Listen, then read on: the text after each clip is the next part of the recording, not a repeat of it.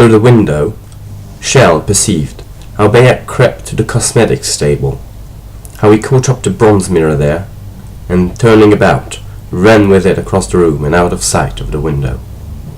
Out of sight, there came sound, dull and undescribable, then a clatter of light objects falling, and then another fall, like a heavy silk thrown on the ground.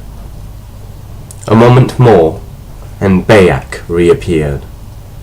His face was once again excited, though still pale. He no longer had the mirror, but he picked up the silver cup and the jewels he had given the harlot, and returned them to his sleeve. He gazed about, as if to be sure he had not forgotten anything. Then he opened the door and came out stealthily, and shut the door stealthily too. And then he saw Shell, leaning by the window.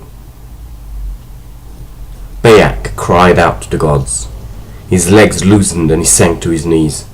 "Ah, my brother Shell, did you see? She was a sorceress. The gods directed my arm. I had no choice. I was possessed by the vengeance of heaven. Ah, Shell, say nothing. We have been friends. For friendship's sake, say nothing." Shell only looked at him.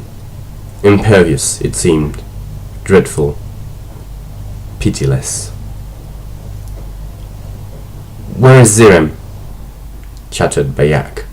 "Yes, he will be near if you are about. Do not tell Zirem. Tell no one."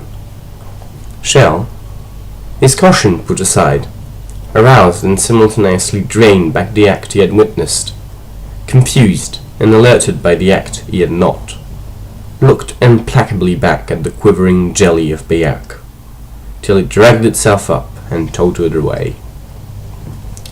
When he had gone, Shell went into the house of the harlot, turning toward the fire, rather than away, inquisitive as the Eshva were, yet, at last, dimly afraid, as a man would be. There was a screen of painted wood, and behind the screen a scatter of enamel pins on the rug. Among the pins lay the woman, and in her hair lay the mirror with which Bayek had broken her neck. Shell stood there, looking at death. Shell feared death. Who did not know? The live cobra he caressed, the dead mouse he avoided. Never before had Shell seen a human corpse. But no, that was not true. Once before he had seen. She had lain straight and cold in her black dress. Her skin had turned azure, and she had not heeded the child who had been locked up with her in the tomb. The child had wept, and death had come in person. The child had seen Lord Death. The child had screamed, and Shell remembered. His eyes were sprinkled with blackness, and his soul with terror. Half blind he ran from the house, and cleaved the night with his passage, trying to lose himself. He had forgotten everything but death.